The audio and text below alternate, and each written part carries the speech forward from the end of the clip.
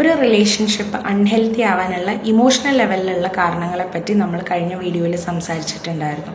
ഈ വീഡിയോയിൽ നമ്മൾ പറയാൻ പോകുന്നത് കൺട്രോൾ അല്ലെങ്കിൽ പവർ ലെവലിലുള്ള കാരണങ്ങളെ പറ്റിയിട്ടാണ്. അതിൽ വരുന്ന ആദ്യത്തെ ഫാക്ടർ എന്ന് പറയുന്നത് നമ്മളുടെ ഓപ്പോസിറ്റുള്ള വ്യക്തിയുടെ ഫോൺ അല്ലെങ്കിൽ ഫ്രണ്ട്സ്, അതുമല്ല എന്നുണ്ടെങ്കിൽ അവർ സമയം ചെലവഴിക്കുന്ന രീതി എല്ലാം നമ്മളൊരു സംശയത്തിൻ്റെ മനോഭാവത്തോടു കൂടി എപ്പോഴും നമ്മൾ നിരീക്ഷിച്ചുകൊണ്ടിരിക്കുകയാണെന്നുണ്ടെങ്കിൽ അതൊരു നല്ല റിലേഷൻഷിപ്പിൻ്റെ സൈനല്ല.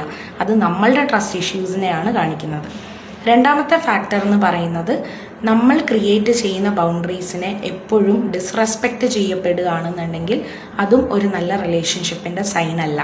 അത് ഏത് രീതിയിലും ആവാം. ഒന്നെങ്കിൽ നമ്മളുടെ ബൗണ്ടറീസിനെ ഇഗ്നോർ ചെയ്യപ്പെടാം, അതുമല്ല എന്നുണ്ടെങ്കിൽ നമ്മൾ ബൗണ്ടറീസ് വെച്ചത് കൊണ്ട് നമ്മളെ ബ്ലെയിം ചെയ്യപ്പെടാം, അതുമല്ല എന്നുണ്ടെങ്കിൽ നമ്മളുടെ ബൗണ്ടറീസിനെ വയലേറ്റ് ചെയ്യപ്പെടാം.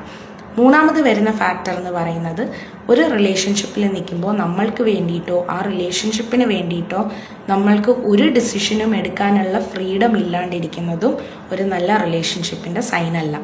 ലാസ്റ്റ് വരുന്ന ഫാക്ടർ എന്ന് പറയുന്നത് ഒരു റിലേഷൻഷിപ്പിൽ നിൽക്കുമ്പോൾ നമ്മൾക്ക് നമ്മളായിട്ട് നിൽക്കാൻ പറ്റാതിരിക്കുന്ന ഒരവസ്ഥയാണ്. അതായത് മറ്റൊരാൾക്ക് വേണ്ടി നമ്മളുടെ വാല്യൂ സിസ്റ്റംസും നമ്മളുടെ ക്യാരക്ടറിനെയും ഒക്കെ നമുക്ക് മാറ്റേണ്ടി വരുന്ന ഒരവസ്ഥയാണെന്നുണ്ടെങ്കിൽ അതും ഒരു നല്ല റിലേഷൻഷിപ്പിൻ്റെ സൈനല്ല.